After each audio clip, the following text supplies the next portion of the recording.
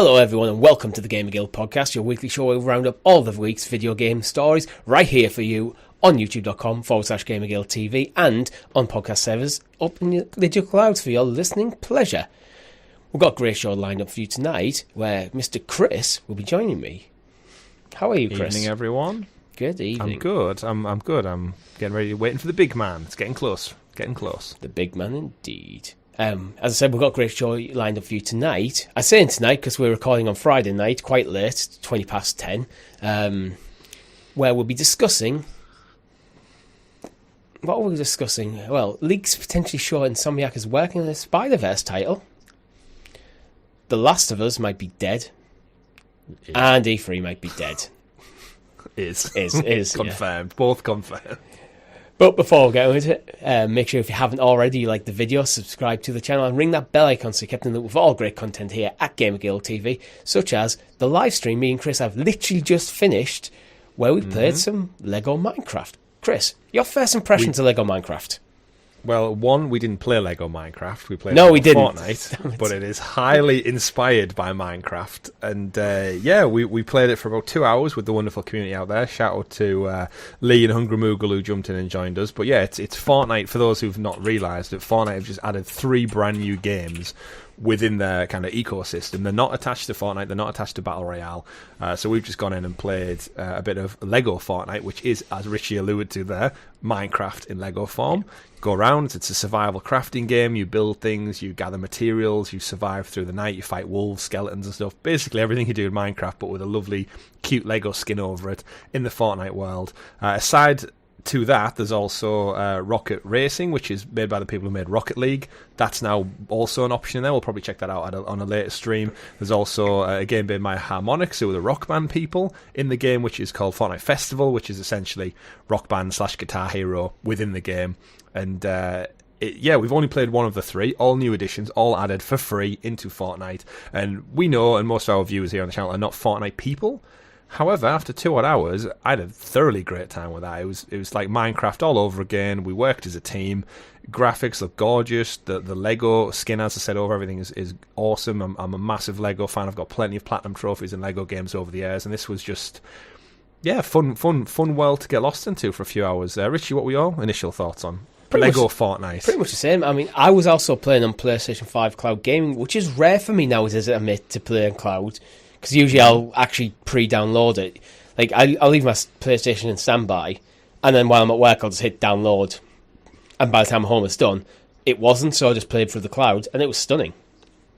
And it has a kind of zen, chill vibe that I get from a lot of survival games, where you're just focused around, okay, we're building up our home base initially, we need to collect resources, a lot of punching trees. A lot of punching of the rocks on the ground, to get your crafting resources, kill a few wolves, the classic kind of stuff.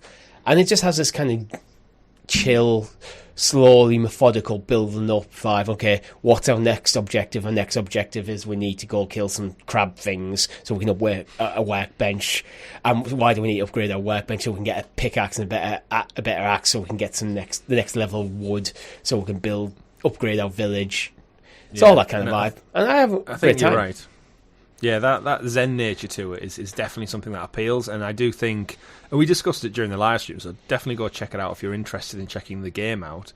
But as people who maybe don't have as much time to game, it does make me just feel like bad that if this was a 10-year-old version of me, or a 12, 13-year-old, basically anyone who had time, I could sink like hundreds and hundreds of hours into this. Like I did for Minecraft way back in the day. Yeah. And just, it's such a shame that's like, we've played a few hours, it's like, but if I have 2 hours on a night, do I want to go punch a tree for however long, or do I want to play 2 hours of a story-driven game that I know I'm going to get like a lot more fulfillment out of, even though they're both great in different merits? But yeah, if you're looking for something like that, just zen, chill, gather resources, craft stuff, make your own little mini world within another world, Fortnite. Not Minecraft, Lego Fortnite. Yeah, Lego Fortnite. Go check it out, and it's free, so there's no reason not to. And it's on cloud, performs on cloud. It's on Amazon Luna. They got another. I guess in a way, Amazon Luna just got 3 new games. Technically didn't, but it also kind of did, because I mean they'll be promoting it like they have. Yeah, the modes in Fortnite, but they're basically standalone titles. And I thought it was actually quite smart of them to actually put them as modes in Fortnite, because Fortnite's got a huge audience, and there's a lot of people who play Fortnite are probably just not don't care what other games are coming out at all, even if it is a Lego Fortnite game. But because they've dropped it in Fortnite as a mode, they're going to jump in because they're going to see it and going to try it out. Absolutely. And we found as well your cosmetic skins carry across. So I bought a Stormtrooper outfit from, I think, when it launched on maybe Switch or Luna, possibly. I think it might be the Luna stream. And it transferred across, and it turned into a cute little Lego Stormtrooper guy instead. And we were playing on our stream, we had Boba Fett in there, we had Darth Maul. So evidently our friend group all invested in the Star Wars packs when they came out a while back. Not me. But it's great that they translated over to Lego. Now you were just playing as basic bitch. Yeah, Lego I've never person. spent a penny in Fortnite. It'll get you one day, Richie. I don't think it will. You, there'll be one mode 10, 15 years from now where they'll be like, this is Richie's game. Baldur's Gate, Fortnite. I think the time it had its chance to get me when it first came out on the Switch, and I tried it, and I just don't like the building mechanics in the Battle Royale. I think it overcomplicates the game. I don't enjoy it. It's too much of a learning curve, and I just can't be bothered. So, but is this not where they might get you on the... Like, if we play the crafting game another time, it it's might a get you somewhere different else. style of crafting completely, though. No, but the skins, the cosmetics, like you might spend money on the skins at some point. No, don't do that. They'll drop a Final Fantasy skin and you'll be like, I literally don't do that. £1.99. I don't even someone will drop you a super chat to get you to buy I'm the guy who pre-orders a game, gets a pre-order DLC bonus in like an RPG and just doesn't use it because I feel like it's quite cheating. I like to use the play it as intended. And the second playthrough, because I've got the Onion Sword on Final Fantasy 16, because it was a DLC bonus. I have no idea what that is. Yeah, it was a DLC bonus. I don't know how I've got it because I didn't buy it on release, but I have it. But I just refuse to use it. Wow. Well, speaking of cosmetic skins, your shirt in real life. Oh yeah, looking pretty cosmetic skins week. In real life.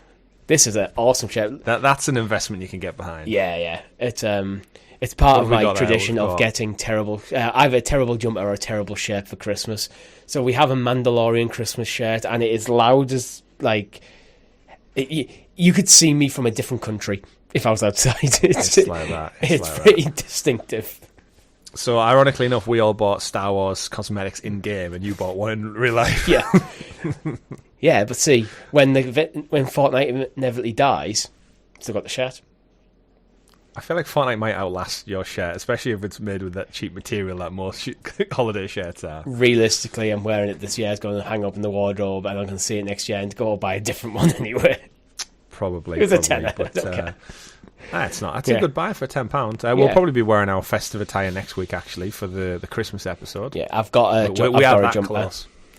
We are that close. Yeah. The first Christmas episode of the GamerGuild Podcast. Indeed. Chris, you've been playing Return to Moria. I have, yeah. Speaking of survival crafting games, I'm in this amazing space, games between games, when there's so many options. And I know last week's episode I was saying I'm kind of torn every which way, and we are this week. I did an hour of Return to Moria. It's up on the channel. Played a little bit more since. Again, crafting survival. It's great. It's basically take the description I just gave for Lego Fortnite, apply it to Lord of the Rings, and you've got the same game. You drop into a mine, you craft for resources, you build a fire, you build a base, you upgrade your weapons, you go out and explore more. You kill wolves, you kill rats, goblins, and basically explore the depths of Moria and try and reclaim the home for the dwarves in the Fourth Age after the events of the Lord of the Rings. And I mean, I could go and talk about it more, but it's almost the same as Lego Fortnite, ironically. Yeah. Well, although no Star Wars skins, it was all Lord of the Rings skins as the aesthetic. Even for Lego Fortnite, when we were talking about during the stream, it doesn't reinvent the wheel at all for any survival game. If you play any survival game, you'll recognise what you're doing. Mm-hmm. But it's still good. I don't think it needs to. It's just putting putting a bit of a Fortnite charm to it and a bit of Lego charm to it. But yeah, was it Return to Moria same? Which one would you prefer, actually? If you had to go play more now. I'm putting you on the spot for that. That's a really tough question, just because they are, in essence, the same game. I don't know, because I played the Lord of the Rings one on my own. I didn't have that team that we had in the Lego one. Yeah. And I think having a team in a survival crafting game is infinitely more fun, because you gather in multiple resources, you're able to challenge bigger enemies quicker, and I think the pace just differs a little bit, and the communication as well. Like, if you and me played Return to Moria together, we'd be having loads of banter back and forward about Lord of the Rings. We'd be saying that over and over again. We'd be just chatting about how good the movies were and everything like that. So it's a different vibe. So I'd say at this moment in time, if I had to pick one, I'd probably say Lego Fortnite, because I've also got Yeah, exactly. I mean, everybody has it, right? But again, 2 great games. Don't overlook them. The first looks up on the channel. And in terms of like just live streams, we should also point out, hopefully we're going to get to Skull and Bones. I touched on it a little bit in last week's podcast, but yeah, we're allowed to show an hour of footage from the beta of Skull and Bones because we are Ubisoft certified content creators. We're part of their partner program. So they've given us an early access beta code for that. So hopefully we'll get some footage up on the channel as well. Go check that out if it's live now, maybe when the show goes live. The beta ends this weekend, so if we had time to get it in, we got it in. If not, but shout out to Ubisoft for supplying us with a code. Shout out to Return to Moria guys for supplying us with a code. And shout out to Epic for giving us everyone a free pass for Fortnite. Yeah. Thank you very much. Free gaming out there. Cheers, guys. Anything else you've been playing that you didn't get for free? I got the Platinum in Alan Wake 2. Did it. Did the patch on the Monday, as I suspected. So I finished the story, went and got the Platinum trophy, popped in that one. Downloaded the God of War Valhalla DLC, the roguelike one. Got that installed, ready to check out. I think I'm probably going to get the Final Fantasy 16 DLC as well. And I've held off on buying Cyberpunk Ultimate Edition because I don't need this many games to spin at once. So I'm picking my battles. That's my thing with Cyberpunk. I've said it before. Like, I do want to buy it, but I don't need to. But I don't need to buy it because I've already played through the game. I can wait until it comes down in price, or I have a barren spell in game and go, now's the time for Cyberpunk. Mm-hmm. I mean, it's rare, but it does happen. And I'm looking at my dashboard as well, and I've also got Horizon Burning Shores, which I bought back in March and haven't played yet. It's still sat there. And I've still got The Witcher on my dashboard as well, where I think I started playing that when the new TV series maybe started. Yeah. But then now I'm like, am I too far gone for The Witcher? Do I just wait for The Witcher 4 now? I need to decide, actually. Going back to Final Fantasy, I need to decide whether I want to buy the DLC. Because I could play it quite organically, where you'd have to go back and play it. It's there, yeah. It's sat waiting for you. I will say, as a side note to this, PlayStation Stars, which we've given a lot of shit for on the shows over the years, that exists. Started, right? So did I, but it popped up on something I can't remember. I think when I looked on the app for my Alan Wake trophies, it was like a little glistening away at the top of the app, and I thought, why is it showing as a different colour? And I'm now level 2 on PlayStation Stars, so I actually leveled up to level 2. Don't know what I did. Actually, I do know. I bought Alan Wake digitally because it's not got a physical release. So I got level 2, which gave me more points. And actually, I had enough points to go in and purchase £5 worth of store credit. Uh-oh. So the Final Fantasy DLC will not cost me $7.99. It will cost me significantly less, thanks to PlayStation Stars. So shout out to PlayStation Stars. I'm going to have a look now because I've got 1,800 points. You should be able to buy £5 worth of PlayStation store credit. I can, because that's 1,250. Redeemed. There you go, folks. So if you're watching along to this show this week, maybe worthwhile checking out your PlayStation Stars account and see if there's a free £5 credit sat waiting for you. There we go. Done. That was easy. The value of PlayStation Stars, boys and girls. Enjoy. Indeed, yeah. So I've just been on with Final Fantasy 16, and I think I'm getting towards the end. I'm trying to let you know where I am in the story without spoilers for other people. So, what part of the map are you on to? How much of your skill tree have you got left to go?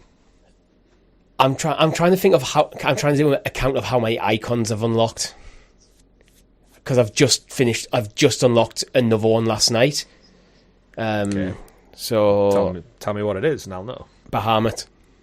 Okay, cool. Yeah, that's a good part of the game. That was a good part of the game. Was a good part of the game. Yeah, there's one or two more twists still, not far off. Which would shock me, but yeah, that is a good fight. There. Well, so how far off do you think I am from the DLC? I don't know where the DLC sits in it. I think it's just before the final fight, isn't it? Maybe. I don't know.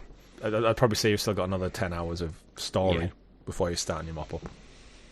Good crack. But I have been doing all the side quests every time they've come available, so I've went through this kind of cycle.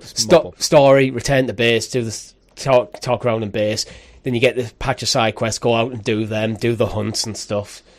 Yeah, the only thing that'll keep you ticking over is at the end there is a bit of a grind to get all of your skill tree finished, because there is a trophy for that. Yeah. And it is a literal grind. You have to just go out and fight these things until you get enough points. Or XP.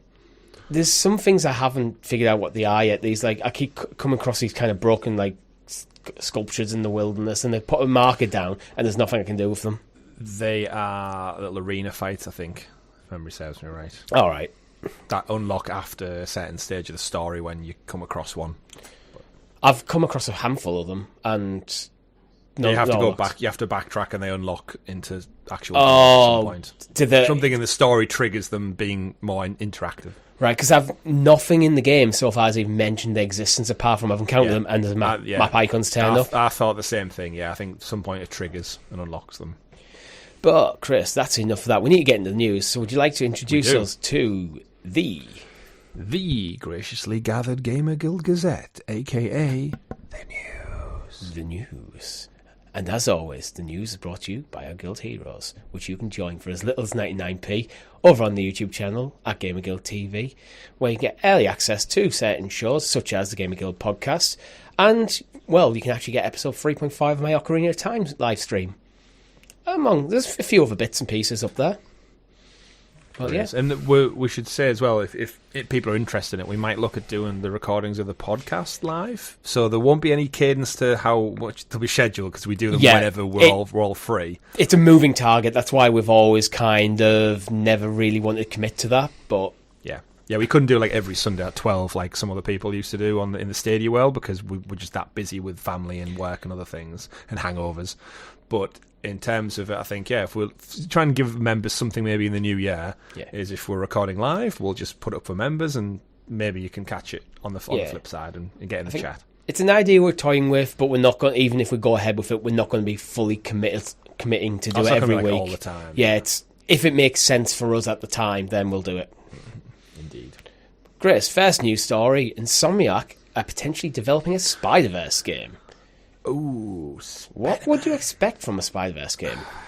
So I guess the context for this is something really serious. Is Insomniac have been part of a ransomware attack, where in the past week they've been targeted. Apparently stuff's been leaked from their files, like ridiculous stuff, like the dev's passport information and stuff, like serious stuff from HR files has been leaked, and high-profile data breaches like this we know happen from time to time.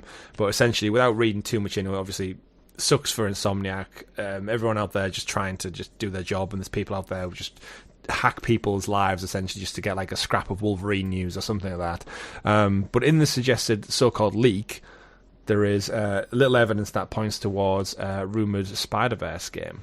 I mean, or not Spider-Verse game, it's referenced Spider-Verse. We've known since from June 2021 that Insomniac were hiring for a multiplayer project. So I'm guessing this is now not officially confirmed, but I'm guessing that multiplayer project is the Spider-Verse. Yeah. We figured at one point it might have been the Concrete Genie studio, Pixel Opus, because they've been working on something. Like they might have been a support studio or something for all we know, but they're closed down now. Yeah. But again, we're not able to really corroborate anything, but as it stands, the alleged leaks say that the title is in development, is classed as Spider-Verse, which I guess opens us up to thinking that with us knowing that they're working on a multiplayer game, we know Sony are leaning in to games as a service multiplayer. How would we make a Spider-Man game and turn it into a multiplayer game? We've got New York, we've got that world. I've usually been critical of like Sony pushing so hard towards games as a service, because I think they're very hard to do, and I think sometimes you're squandering your talent that are making amazing first part, like single player games, in a case of trying to get cheap, what is not cheap necessarily, but to make a lot of money in the multiplayer space. I'm going to give Insomniac a complete massive pass here, because we know Wolverine's coming and we've just had Spider-Man 2, so it seems like they're dual, almost like we're going to do the multiplayer game, but it's not going to impact our first party our single player offerings. They're big enough, and we know they've had that turnaround as well, because they had Ratchet and Clank, and then Miles Morales was, remember, a launch PS5 game. So in the 3 years PlayStation 5's existed, they've had 3 titles out now. Yeah, so I think they get a pass because they're producing a reasonable quantity of games at an okay cadence. Every couple of years you get it. Maybe every 3 years. roughly 3 years, 3 games. Yeah, It's their cadence. So that we're about to talk about Naughty Dog later in the news. I'm expecting a gap for Wolverine. I'm expecting a gap for Wolverine, though. Yeah. So, but like you said, the size of the studio. What do we expect to see? Like in my mind, in terms of Spider-Verse, knowing the movies, how I know the movies, we know Miles and the suits from the movies have appeared in the game. We know from the original Spider-Man game that they can even drop the frame rate of the game to make it feel more like Spider-Verse. You can change the to cartoon art style, so you're thinking cel-shaded.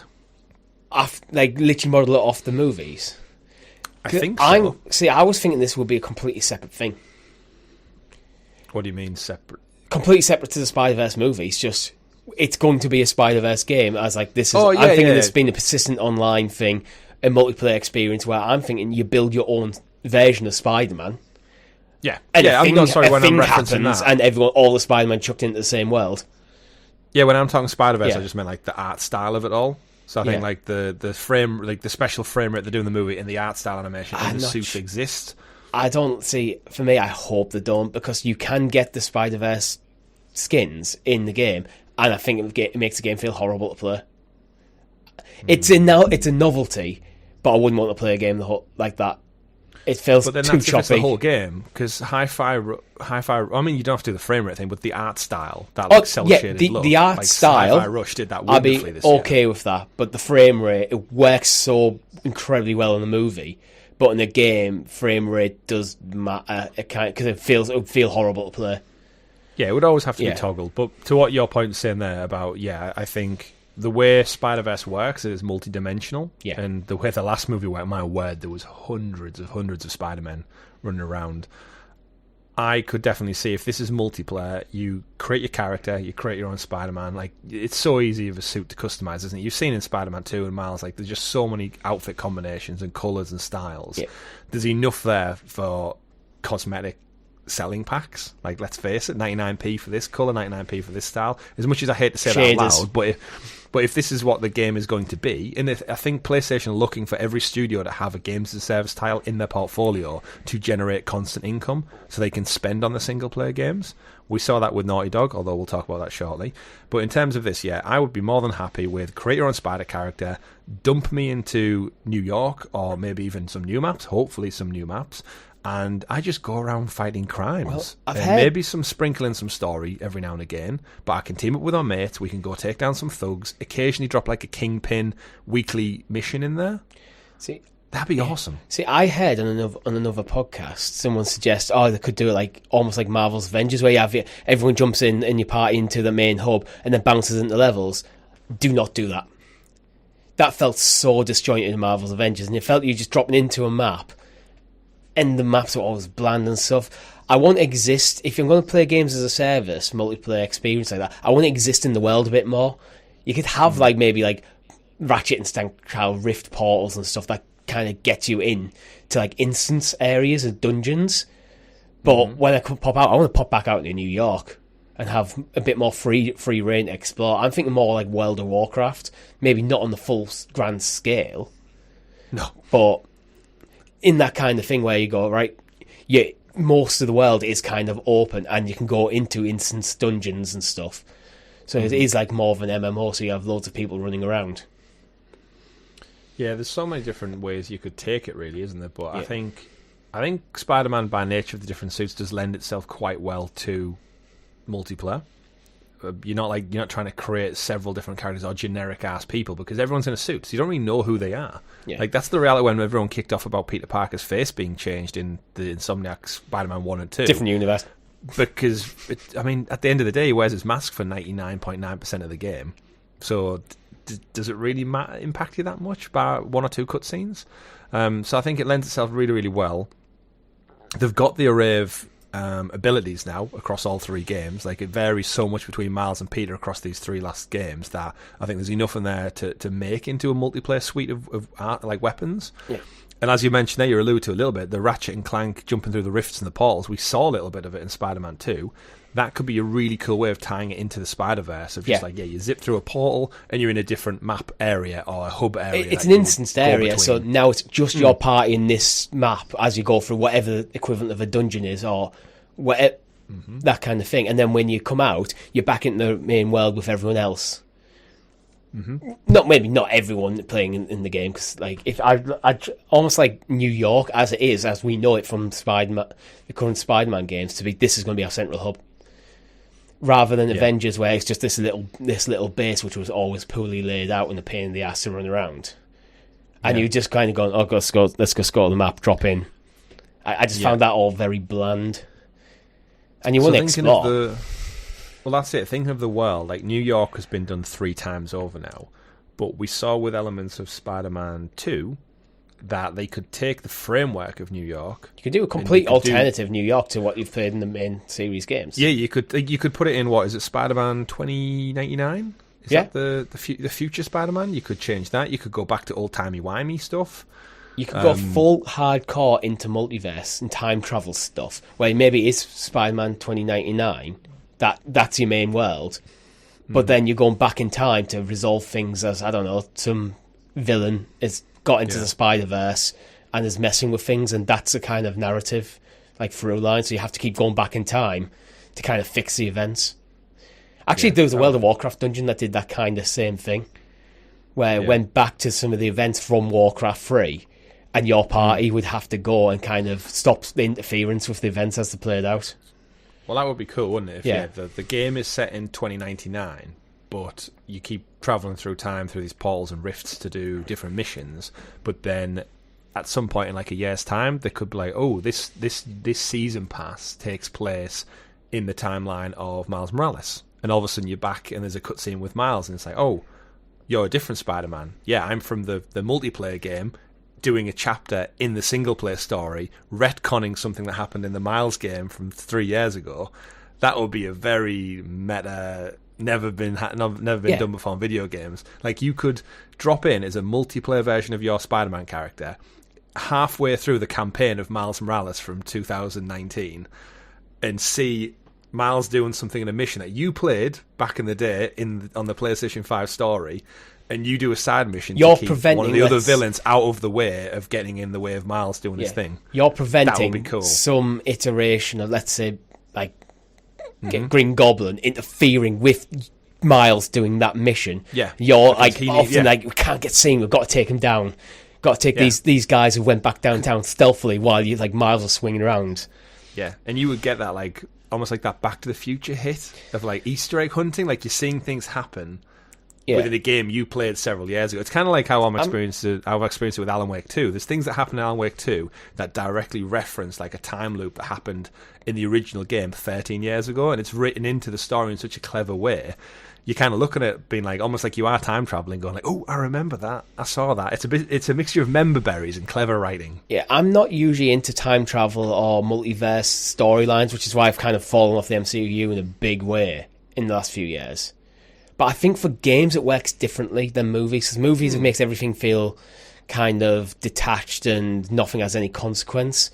I think in games, because it's just an opportunity for you to go, for the devs to kind of go make an many, spin out as many iterations of New York as they absolutely want, really.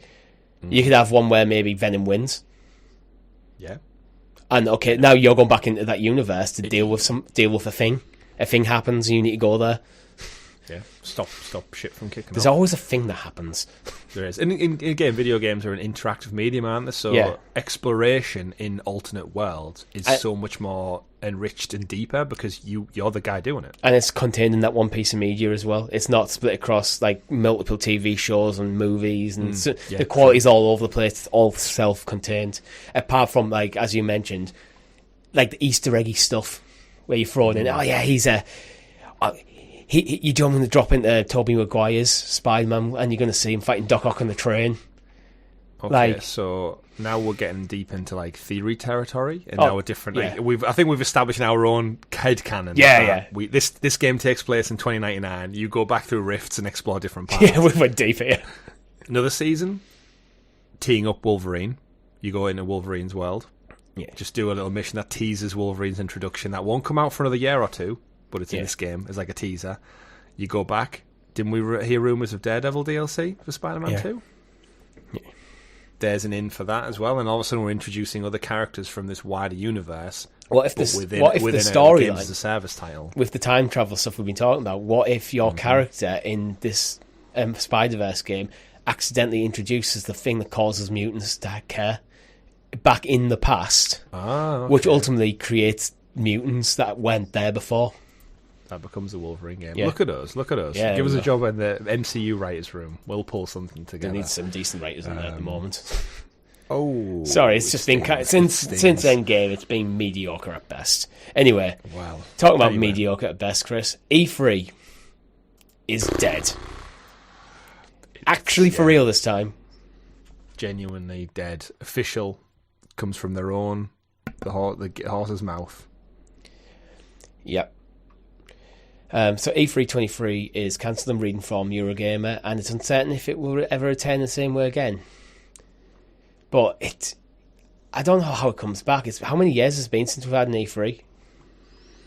It's hard to pinpoint it because some of them they've actually had going, and then they've had to cancel them like quite last minute. The last one they were attempting was last year. They handed it over to ReedPop, who do like PAX, I think, and stuff, other events in the States, and even they couldn't pull it off, and it got cancelled, I think, the last one, and they said we'll be back next year, and then seemingly now they ain't coming back.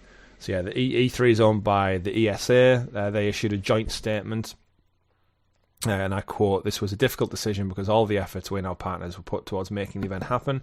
We had to do what's right for the industry and what's right for E3.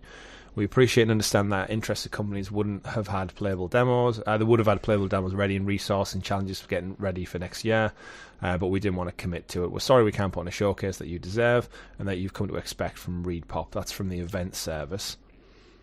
But yeah, it's again been a long time coming, but yeah, when you any surprise? No, when you hear people who've been in the industry for a long time and actually in the industry in a proper way, unlike we are, they've always talked about how E3 has been since they opened the gates to general consumers. What E3 was originally is kind of already died, and it just solely lost what made it special.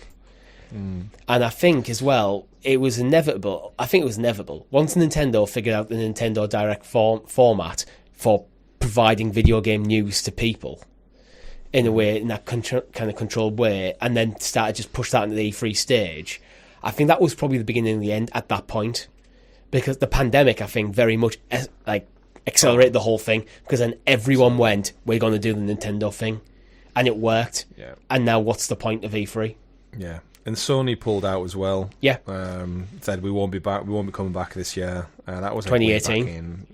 Ages ago. And then I think the pandemic just kind of compounded like financial woes. Like they wouldn't have had any income for 2 years on the bounce. And apparently the booths and stuff are so expensive. So you're spending you're spending a lot of money on floor space, or you could spend that money on making games. Yeah. And you still have to do a press conference, so you can. And if you do your own press conference, you can then decide when you want it. You can optimize when it goes out, so you're not competing. You're not competing head to head with every other game in the industry.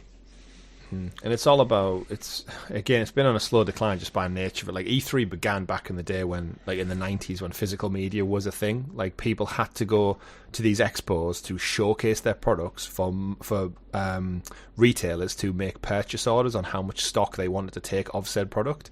So it was there as like an internal industry thing, and it kind of grew and grew with journalists getting more involved. And that's when kind of the wider world of gaming. It's to help with publishing. So I'm a small dev. I've got a game. I'm looking for a publisher to get the game off the ground, or we're looking to get some press. So when the press are walking the floor, you get the hands on the demo.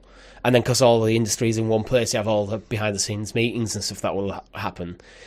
But it's a small industry, to be honest. Like, it's quite insular, so everyone knows everyone anyway. Yeah. So a lot of these meetings just happen online nowadays. You've seen this from the Game Awards, didn't you? Like, people know people, but it's a sad thing. But I think it has been coming when after the COVID lockdown stuff and and everyone pivoting towards like digital. Most of the people who would have been there, even third-party companies like EA or Ubisoft and stuff, they don't need them, because instead of having like a segment of a 2-week news cycle, you can pick a random ass day in the middle of nowhere and just have the whole news cycle for the day, the week, the month, depending on how quiet the rest of the industry is being. You can just take that flag and run with it for as long as you want without the need of paying someone, being present, and then hoping your story gets picked up by journalists who are there to cover everything, because they get ran off their feet and exhausted as well. And it's a lot of like things that have just compounded to it, whereas realistically they've not helped themselves. I think they struggled to reformat. They could have done a pivot to digital before anybody else. Jeff Keighley jumped in too and he jumped in, made Summer Game Fest, and now arguably that's like in one fell swoop knocked E3 out and was like, yeah, we're the digital event for every summer. And he just, again, Jeff does a very good job at like only loosely connecting to things. Like, he doesn't do the Ubisoft stuff. He just tweets out that the Ubisoft stuff is taking place 3 days before his event, which therefore encompasses Summer Games Fest because he says so. Like, it's such a clever way of marketing it. And that's the thing. I think a big thing if you're trying to publish a game, especially if you're not if you're the blockbuster title you're always going to cut through the mix, regardless what happens. Like, God of War absolutely just blew everyone away when that was dropped, as an example. But if you're like the next tier down of games, and you've got like maybe 5 or 6 God of War-esque style standard games at that showcase, and you're in that row below that next, like within that next 10, you can easily be forgotten about.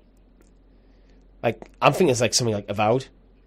Like, I always forget what that game is and when it's coming, and so it just doesn't seem to have the same level of resonance that like Spider-Man 2 or Last of Us or God of War, stuff like that, is typically had with me. And they're easy games to forget when there's so many games coming out. But if you're not on E3 and you're part of, like, here's 10 games, it's easy to remember that game. Yeah. And it's not these games, I'm not saying are bad games in any stretch of the imagination. Like, it just you have more opportunity to have that light shined on you.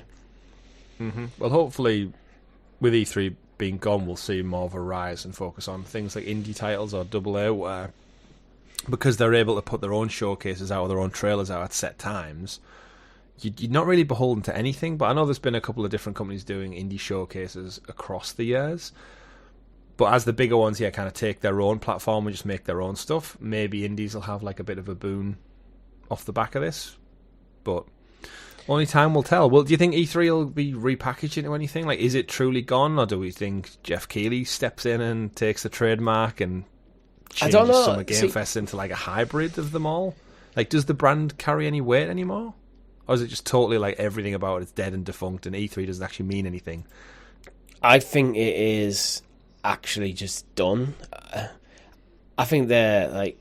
I'll give you $1. I think the ESA... They might turn up in some way, shape or form, because they still need to make money somehow, because they're the certifying body for games in the US, so they have to have an income somehow. But I don't know. Like, E3 is just... I think they've just literally lost that battle, because, as for all the reasons we've outlined, Jeff Keighley doing like the collective thing has kind of stole their spotlight, and then most publishers will hold their own events now, because literally the events nowadays are as detailed as getting someone on stage. This is even a complicated event that we see, getting someone on stage who's prominent in your publishing company to talk through the things as you show the trailers on a YouTube video. It's not a full-on stage production. It can be, but it doesn't have to be. So, yeah. It's crazy thing, like, back in the day, really, when like all the stuff that we've had. Like, I remember like years ago, like knowing that period in the summer where we got everything in one go. We were going to get Nintendo news, we were going to get PlayStation, we were going to get Xbox news, and to that point where we had them all on stage, didn't we? At one point, all like the leaders of all 3 brands, and it's just like, wow. Yeah. Was that Game Awards though? It might have been. I might be blurring the lines between them again. Damn it, Jeff Keighley.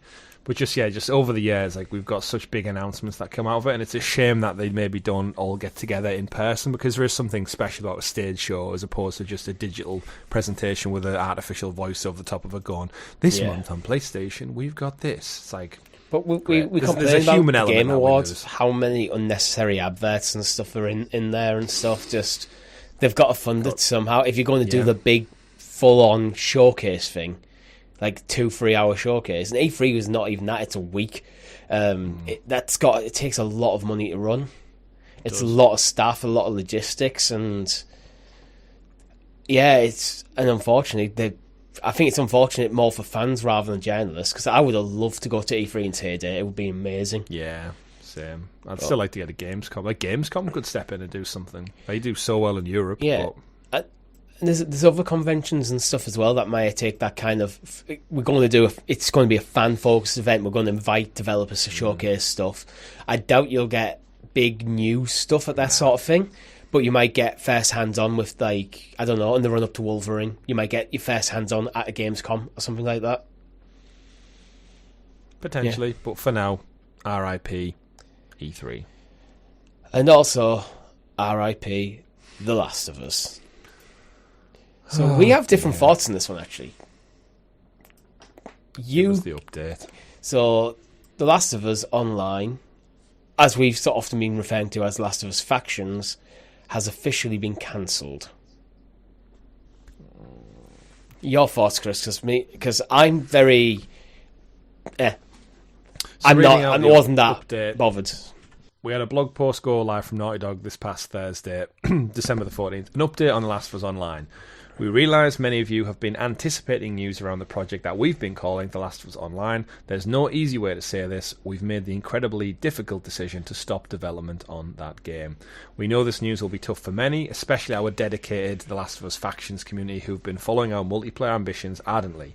We're equally crushed as a studio. We're looking forward to putting it in your hands. We wanted to share with you some background on how we came to this decision. The multiplayer team has been in pre-production with this game since we were working on The Last of Us Part 2. That came out in 2020, just as a side note, so that's nearly 4 years ago. Crafting an experience we felt was unique and had tremendous potential. As the multiplayer team iterated on the concept for The Last of Us Online during this time, their vision crystallised, the gameplay got more refined and satisfying, and we were enthusiastic about the direction in which we were headed. In ramping up to full production, the scope of our ambition became clear. To release and support The Last of Us Online, we'd have had to put all of our studio resources behind this post-launch content for years to come, severely impacting development on future single-player games. So we had two paths in front of us: become a solely live service game studio, or continue to focus on single-player narrative games that have defined Naughty Dog's heritage. We are immensely proud of everyone at the studio that touched the project. The learnings and investment in technology from this game will carry into how we develop our projects going forward and will be invaluable in the direction we are heading as a studio. We have more than one ambitious brand new single-player game that we're working on at Naughty Dog, and we cannot wait to share more about you when time is ready. Until then, we're incredibly thankful to our community for your support throughout the years. So... Yeah, it's done. So after 3-4 years and teasers at the Game Awards and concept art being dropped in the summer and The Last of Us Factions seemingly not coming to Part 2 when it launched because it got spun off into its own thing. It seems like it's grew up in scale and scope and scale, and eventually is like it's got the point where it would basically consume the studio. Yeah. So I think they made the right decision based on that. I'm split both ways because I'm a massive fan of Factions. Last of Us Factions is some of the best multiplayer I've played in forever. But is it better than Naughty Dog single player offerings? No, it's not. And they're saying to do it would be at the expense of not doing the single player offerings. Exactly. So here's not my theory. My point is, if, as they describe in their thing, it grew in scope, concept, it was unique and had tremendous potential. It was the gameplay became refined, the vision was crystallized and satisfying, and we were enthusiastic about the direction. So you know what you do, Sony? You outsource it to one of the other studios that you own. Yeah, that's what I would say. You don't just sack it off and scrap 3 years worth of development on what they're describing as, again, at your base, Factions was fantastic. You could have just given me another Factions with modern day graphics. I would have lapped that up. You run up a second Naughty Dog studio, so it's still in the house in the Naughty Dog, so it's still controlling the IP, but you have you just scale up the multiplayer team. I've got I don't know what the first thing that came to mind as you were reading that was. I feel like they've had to fight Sony to let them make this decision. It feels like that's a decision that they've wanted, because it's been quiet for a while. It feels like they've probably made the leaks, decision internally a while ago, and they've been having to get Sony to give them the yes to stop working on the thing. I think we're seeing a pivot away from games as a service. I think with Jim Ryan about to leave at the turn of the year, yeah, and he seemingly has been the one pushing for live service and games, the fact with that new leadership coming in. And they've been under heavy criticism since they announced that new direction. Mm-hmm. It's like, and this is not why we love you, Sony.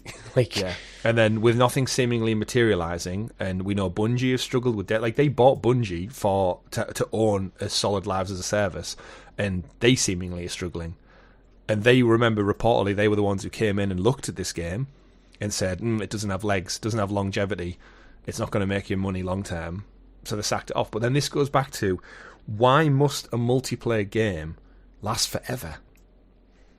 Like, just put it out with your old school matchmaking and capture the flag style things, like the original factions, and let it have a server for a few years, and then wind it down if no one's playing it. You get a lot of similar stuff in TV shows. Like how many TV shows where the first season is amazing, and then it goes to crap after that, because it's just like when they came up, they were passionate about this project.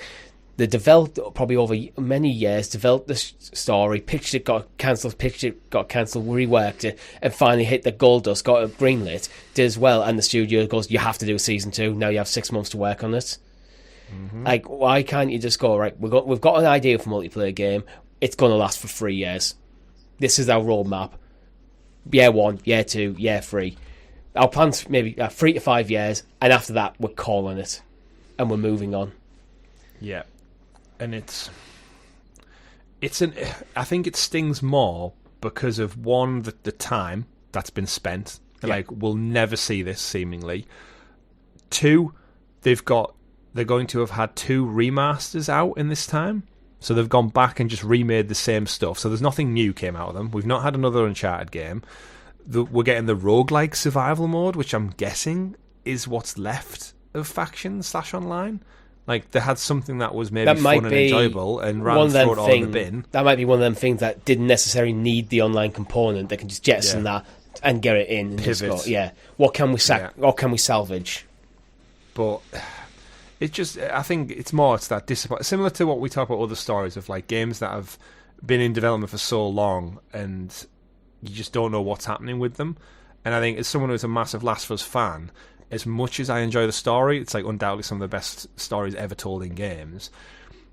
It was nice to have something that was a bit just off script. Like, just jump in online, kill some dudes, scavenge some parts, craft some items, and just go have Last of Us combat fun in a world that didn't have me hitting a cutscene after 20 minutes. Yeah. Or I feel like having to play to a story narrative. It was just me running around, shouting at people, killing people, being killed myself, and just getting points. And I feel that if you're going to do that, it needs to be at launch. Because with a single-player title like The Last of Us, you're going to have a massive fall-off in your user base after probably the first few months. So you need it within no later than, I'd say, 2 months after launch, your multiplayer experience is coming out. Otherwise, your player base is gone. Yeah. Or it has to be a standalone title, in which case it has to stand on its own legs. Which, I don't know. See, I've never played Factions, so I don't have the same thing, like, kind of connection to that game as you. Yeah, I have played The Last of Us. I love The Last of Us. I've loved every single Naughty Dog game I've played, and I want them just to purely focus on the single player narrative stuff, because that's what I think they're the best in the world at. Yeah. So I've always looked at Factions or Last of Us Online, going, I'd rather you don't do it.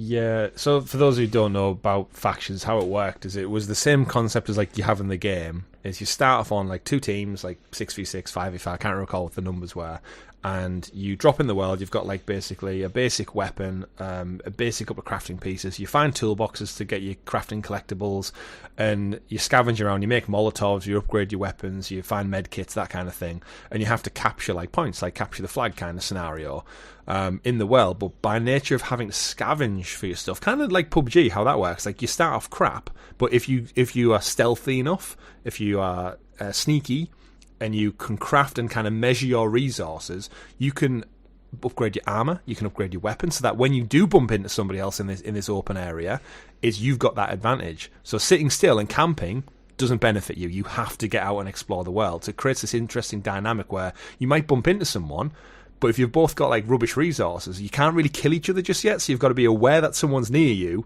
but you need to kind of peel it back a little bit, go find some other bits and pieces, then go into the attack. And when you've got a team of like 5v5 all doing that same dynamic, in these little Last of Us, like, you know what the level design's like from Naughty Dog, it's terrific. So you've got like verticality, you've got things to hide behind, you've got the listening sense, so you can upgrade your listening ability. So some people can hide somewhere and see people coming, they can shout them out to the team and say there's 2 people coming around the corner. You've got some, it's hard to describe, but it's just a shame that we've had to wait 10 plus years now to get another iteration of that. And I'm going to check out the no return roguelike element, of course I am, but it's just a shame to think so much resources seemingly just lost to nothingness. It does sound like there's a great experience in there, but I wish they were doing it like Insomniac, where Insomniac is seemingly working on a multiplayer experience for now without it impacting their single player output. Where with Naughty Dog, it does very much feel like this has got in the way of the single player games.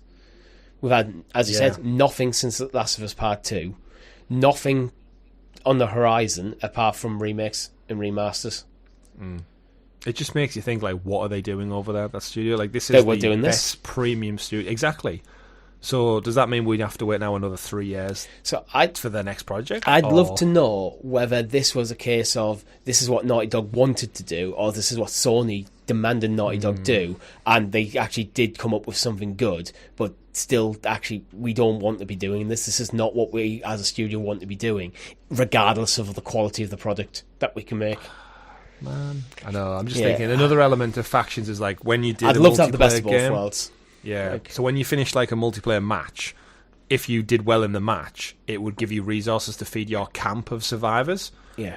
So if I'm doing just like a random matchmaking game, like you would in Call of Duty or any multiplayer thing, and you lose, and you're like, oh, my kill-to-death ratio is affected. In the Last of Us world, it does it. So every multiplayer game you take part in, it feeds into a 3-month cycle of your camp. So if you have a bad run of a few games, you'll lose resources for your camp and people will die. And what it did on the PS3 was really unique. It tied into your Facebook account. So when I used to log into Last of Us Factions, Richie, I had you, I had Rob, I had other people in my camp. And if I had a bad run of games in Factions, it would go, Rob has died. Richie is starving. So I had to go out, play more multiplayer games to gather resources, do well, to bring food and medical supplies back to camp so you guys could survive and we could see out a season. And that's the extra element that they added, which made it really engaging because I was protecting you and Rob and my friends and family, all who I had connected on Facebook. So it was quite saddening at times when people would die, but it gave me that incentive to go out into the world. But looking at like the concept art we got of like there's a cruise ship level, there's an entire city near, I think it was on San Francisco potentially, of just like I'm picturing just like the gorgeous Naughty Dog aesthetics. And just more space to roam around in with other people. It's not just me and AI enemies and dogs and stuff like that. Like again, The Last of Us Part 2 is fantastic for that. But there's something that you can't get that you get from AI, which is real people hunting you down and not following like a systematic pathway or anything. But like you said, it's best of both worlds. Getting the wrong weapon out or tripping over or trying to reload at the wrong time, like all those little intricate things. But maybe it'll show up in part 3 or whatever it looks like. And again, whatever Naughty Dog put out was going to be fantastic. But like you said, it's just a shame of what could have been. And the fact that it got 3 years in before they had to make this decision, albeit it probably is the right decision in terms of resources. I don't want them spread too thin and making the next game worse or take longer. But just when I look at the other things we talk about, like the Horizon multiplayer, sounds fantastic. The Spider-Man one we've just spent 20 minutes discussing on this week's show sounds fun and fantastic. I think that The Last of Us could have worked really, really well, and it's just a shame we'll never get to see Factions 2, from my point of view. Yeah, it's a shame. You know what else is a shame, Chris? The Day Before developer, Fantastic, is shutting down all of a sudden. It's just launched the day before, immediately out of Steam Early Access, and went, bye. This is not a shame. This is what happens with bad management, bad development, and asset flipping from other places. So Okay. the days before is the name of the game as well, by the way. It just sounds Yeah. like the way you read it out, it sometimes sounds like you're just talking about, the day before, this It's- happened. the And everyone developer listens is going, what do you mean the day fantastic. before? Fantastic. Fantastic. Yeah, so this game, ironically enough, looked like a Last of Us open world survival game Yeah. with guns and crafting and everything I've just described, but made by a developer that has not got a great history with putting out games.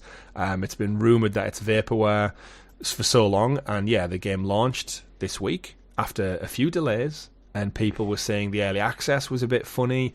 There's a full Reddit thread of people saying like the assets don't belong to the devs. They basically took them, flipped them, and put them into the game from like the Epic library and stuff. So they don't own the stuff that's making up the game. Almost like it's been made in Unreal Engine or something. But without actually yeah. getting the proper licenses. Yeah, and the game launched. The studio announced their shutdown with immediate effect, and now the game has been pulled from the Steam store and stuff because of all the refunds that have been requested because the game runs like shit, apparently. And now it doesn't exist, technically. So, yeah. I don't know what more you want to go into, really. This is just another blip in the games industry. They put out a whole tweet, like, apologising and saying, like, games are hard to make and we've got to pay off the people we're in debt to, which... Please don't accuse us of scamming. But, yeah, but yeah, I don't know. They frequently use unpaid volunteers to work on the game as well, which is apparently a thing. No, you don't do that. And yeah, it just all seems to have collapsed in itself. But yeah, the trailer looked good. So they did enough to convince. But I guess that's part of the charade, isn't it? You trick people with a great cinematic trailer, convince people it looks like it's going to be a great survival game. It's supposed to be coming to PlayStation 5 at some point, but Yeah. the days before. An extraction shooter, which is a genre of games that's seen. I don't know. There's a million of extraction shooters out there, so you've got. It's one of them. I think you have to be great to stand out in that genre. I mean, Rainbow Six Siege didn't even manage it. It's problematic, isn't it? But yeah, it's overwhelmingly negative reviews on Steam. No surprise there. Oh yeah, but I had a quick look at that actually, and most of them are because of like Steam's refund policy screwing people over, the fact that the game's dead. I think people review bombing it so people don't fall into the trap of buying a game that's about to get pulled. Yeah, And then having issues. Like, it's a rare set time when I actually look at review bombing and go, okay. It's merited, yeah. Early access review, product refunded. The fact that Steam is breaking their return policy for this game and giving people a no questions asked refund, regardless of the time played, really tells you the full story. Yeah. It's pretty much all you need to know about this. I'm not even sure I would call this review bombing, just it seems to be reviewing. Just, yeah, the day I got scammed, refund. Absolutely, do not even consider buying this broken game. They released the buy day a report before for and fraud. closed the day after. That's the Recommended? best. That's the best summary. Yeah. That's the best summary review. I love it. Yeah, but moving on to another game that is disappearing, Chris. The original Crew game has been removed by Ubisoft. Why? Why would you do that? Like, Servers? it's been delisted and will be no longer playable from April 2024. Yeah, that makes sense. Servers. It literally, Ubisoft has stated, due to upcoming server infrastructure and licensing constraints. That's the thing with any games, isn't it? Yeah, we've had this discussion before with Gran Turismo, right? Gran Turismo 6 or something. Or one of the Gran Turismos got Motorsport. Gran Turismo Sport, I think, said they were going to delist certain things, and we considered it maybe to the vehicle licensing, like Porsche, Ferrari, and stuff. Like, you can't hold on to them forever, I guess, in today's world where everything's digital. There's a way you can do it, though. You can make an offline version. Well, yeah, that's why you buy the disc physically. Yeah, but then you still can't play it because it's an online. It requires. Yeah, online. I guess that's where this is what I mean. You have an fully offline version.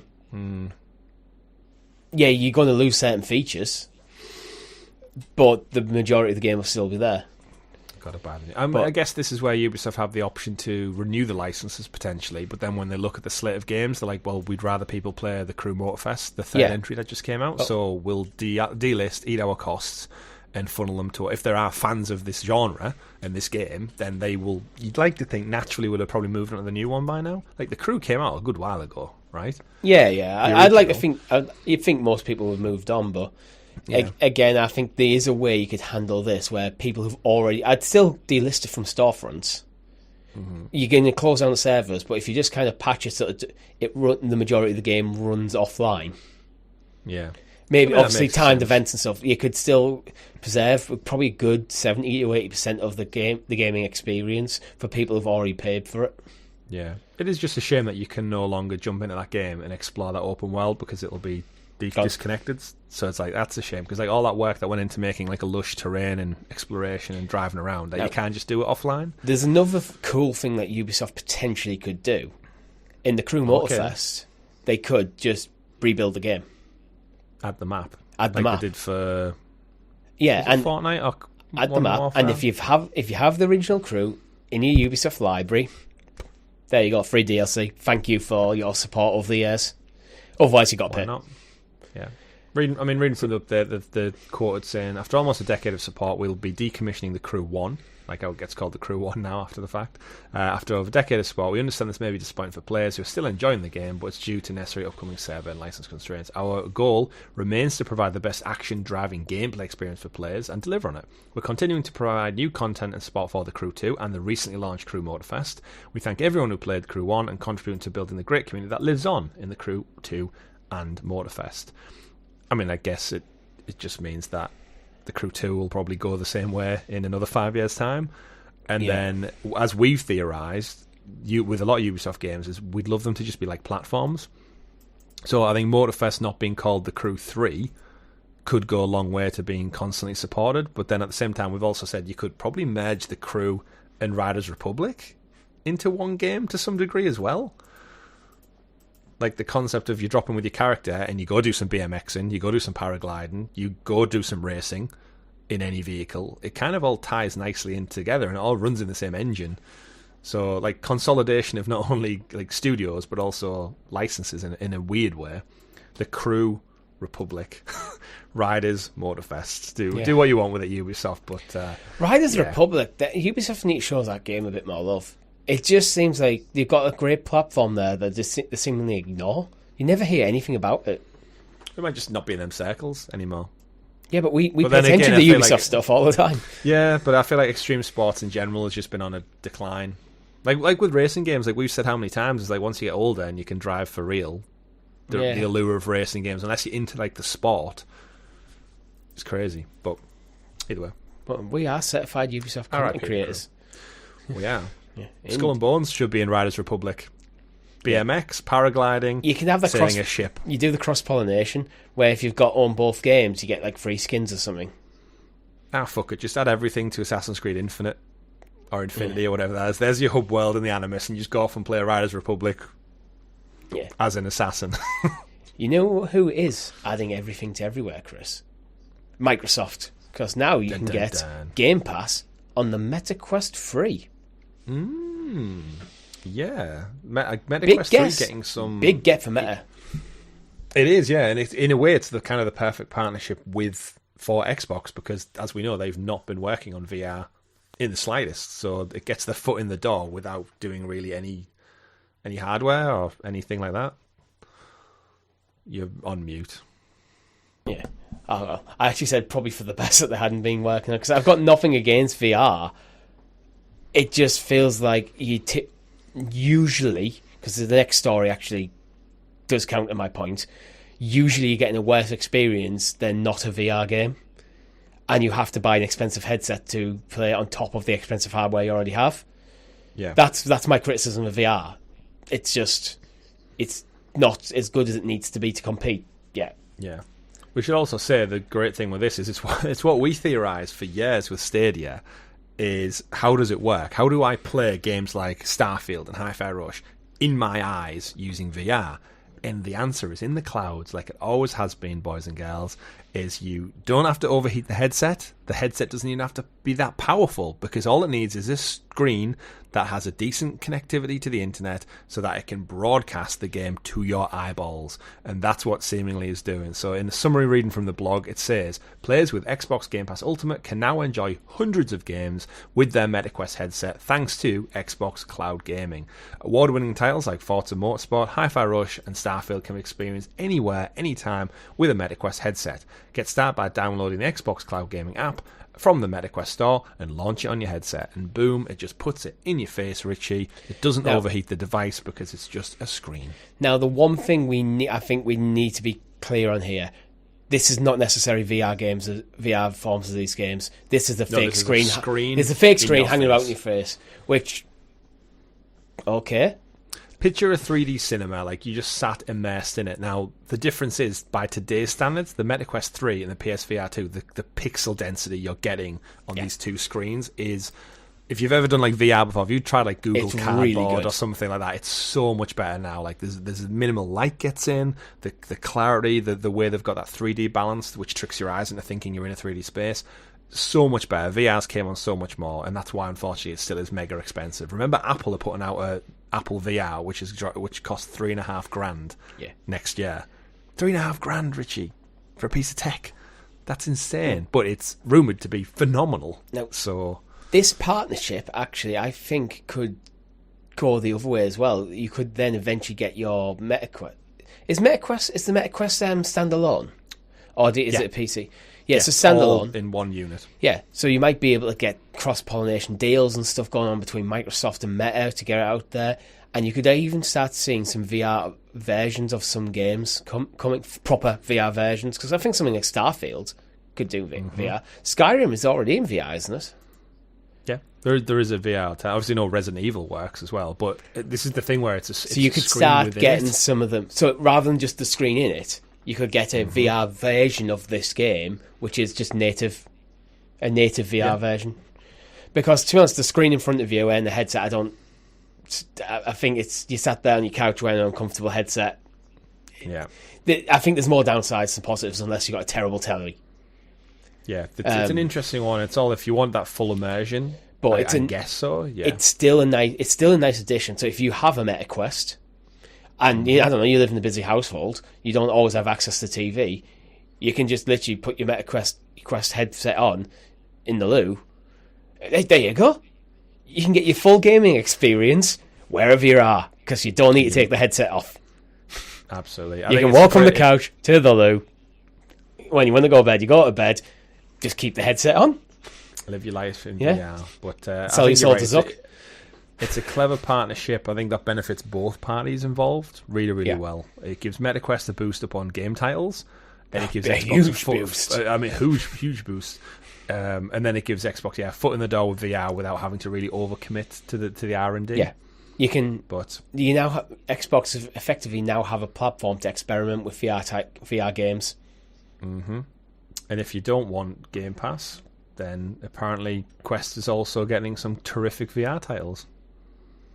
Indeed, such as the IGN rated 10 out of 10 Asgard's Wrath 2. Yeah, which is a pack-in title for the MetaQuest 3, by the way. So if you buy it, you will get this game. And this goes to show, Richie, why, back to last week, this has been the best year for video games. Yeah. Proven by the fact Asgard's Wrath is a 10 out of 10 VR game. Only in 2023 will you get a VR game that drops that is a 10 out of 10. That is such a rare commodity to get. Now, wow. Do we know if IGN are rating this just as a VR game or just as a game full stop? Because I think it should be rated purely as a game. The VR on this should be an addition. You shouldn't be stacking this up just against other VR games in terms of perceived quality.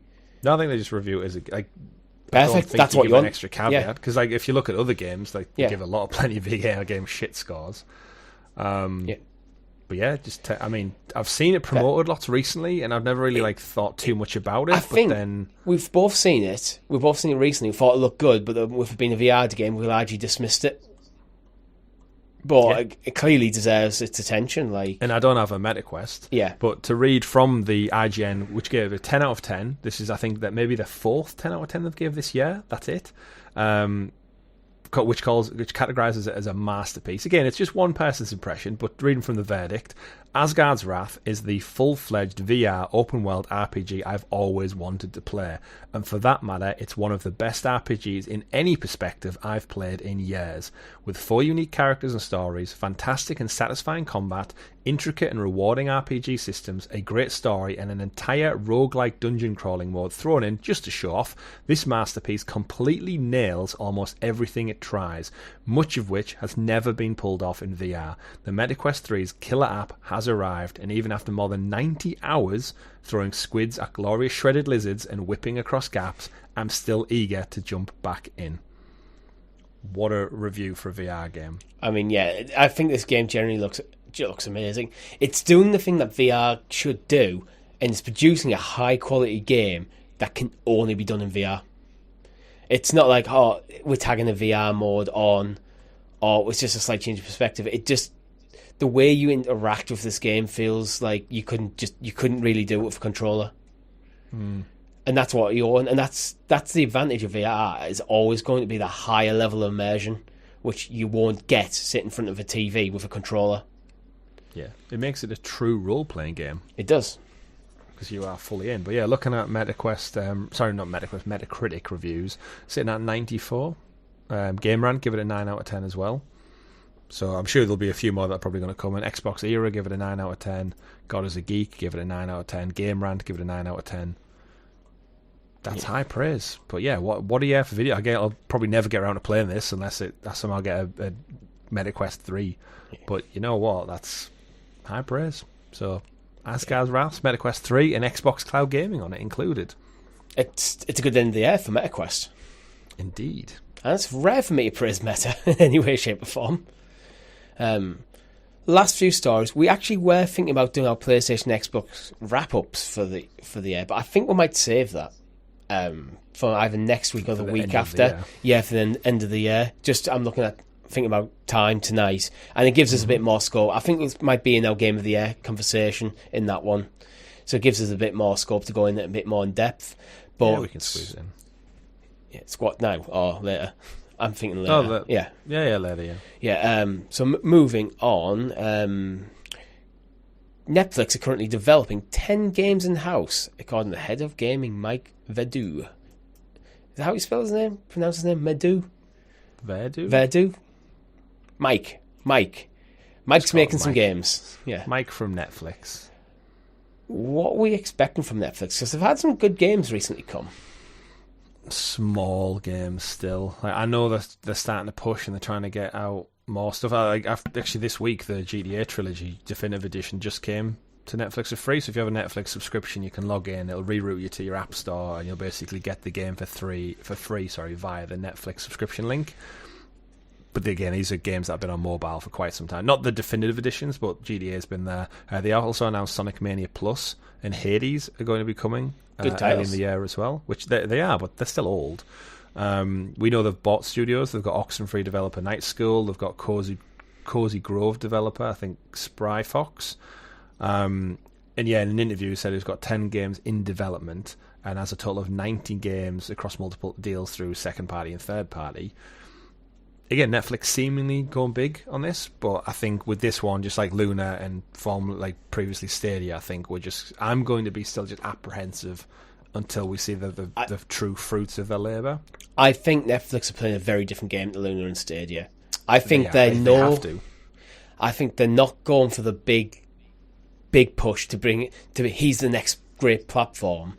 I think they're just going to slowly transfer a lot of the Netflix subscribers over by bringing cool titles, and the quality and the renown of the games seems to be going up, rather than just like tie-ins to things like Stranger Things. Now they're dropping Grand Theft Auto and Sonic Mania, which in Hades, very well. Grand Theft Auto Trilogy, the definitive editions are kind of not definitive in a lot of people's minds, but these are well-regarded games, generally speaking. I think they're going to slowly up the ante, and they're not in rush. They don't need to rush the way through it. And I wouldn't be surprised if, you know how we've had like Amazon Prime Gaming sponsor the Game Awards in the past. Mm-hmm. I wouldn't be surprised if 2024 Netflix is sponsoring it. I mean, they need to get the name out there somewhere, don't they? So yeah. I think again it's an interesting one to keep an eye on with Netflix games. See what it evolves into, see what it looks like, see where the cloud and the downloadable mobile element plays into it. They still need to get it working like on TV screens, like with a generic third-party controller, because that's another big thing. Like Netflix sits predominantly on people's living room TVs, and they still don't have that, as far as I'm aware, that transition of pick up your Xbox controller, pair it with your TV, and you're away on Netflix games. So until I think that they make that jump, they're still limiting themselves to like mobile friendly games, which is limiting as well. Are we going to see an Asgard's Wrath on Netflix anytime in the near future? Probably not. Which, no. If you ain't getting that, well, I think took MetaQuest 3 iterations. I think I don't think they care about the home console market though. I think they care about the mobile market, because that is the biggest market share in gaming. Well, look, that's why Xbox. And they're already on your phone. They're already on your phone. If they can get kids who've got Netflix accounts playing games, they're bringing more games with more renown that will work on the phone.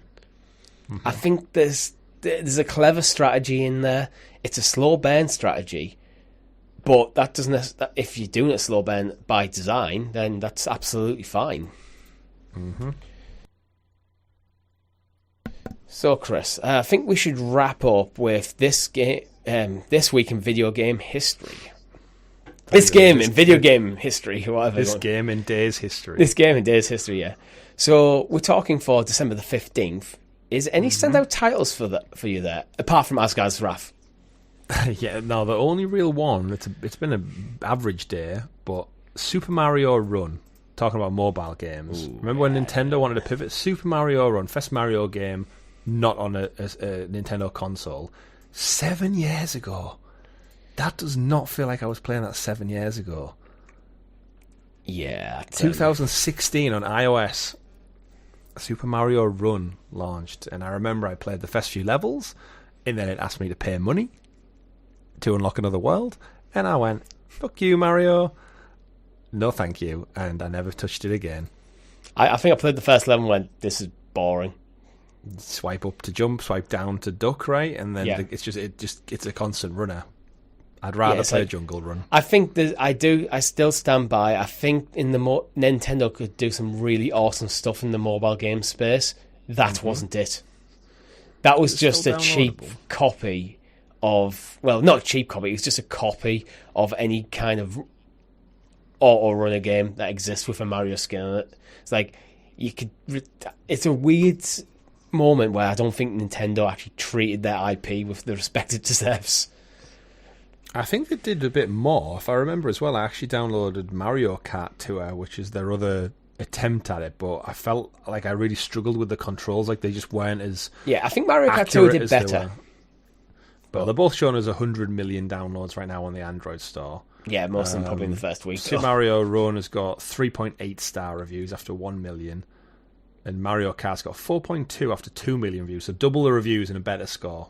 So yeah. Mario Kart 2 if you're looking for some Nintendo action over on the Android or iOS store. But yeah, not 15th of December, not a great day for video games throughout history. Although again, I guess as we get close at the back end of the year, it's very rare you get good titles to release. Like it's all before Black Friday, right? You want to get them in for the Christmas rush, not desperately try and promote your game at the end of the year. And again, we're not looking at the whole week here. We're just looking whatever random day we happen to be recording the podcast on. And that is true. There's two games I want to bring out that actually came out today because of just the ridiculousness of it. Hentai Golf for the Nintendo Switch and Peeping Tom Manager. Both out today. Yeah. So if you're into Hentai Golf or Peeping Tom Manager, well, it's out. Have fun if you like some sexual content in your games. Peeping Tom Manager is a strategy game developed by Horny Doge and published by Mango Party. Whatever that means, that's as far into it as I'm going to look for you guys out there listening. Yeah, I'm getting a mature content warning on Steam. Yeah. Okay, I'm looking at some of the images and saying I'm not going to put them up in the edit. So, look yourself. Yeah. It's a porn game. It's a straight up porn game. Funnily enough, 34 years ago in Japan, 1989, Bonk's Adventure. And I think anyone who's a horny dog out there needs a good bonking before he goes off on an adventure. So, yeah. Have a good bonking while you play some Peeping Tom Manager. Because that's all we have time for this week. If you've liked the episode, make sure you hit that like button, subscribe to the channel, and ring the bell so you're kept in the loop with us and all of our great content here over at GamerGuildTV. We have a Discord server. You can find that below. We can talk about some awesome stuff and maybe people don't manage it. Don't. I'm not going to create a separate channel for that. Please don't talk about that. We have over content on the channel, such as tonight, well, at the time of recording, tonight's live stream, which wasn't Minecraft Lego, it was Fortnite Lego. Got it right this time. Chris's first look at Moria. I'm blanking on the full name. Lord of the Rings Return to Moria. Lord of the Rings Return to Moria. So if you want to see Chris in a mine, you can. Other than that, my name's been Richie. I've been Chris. Goodbye, everyone.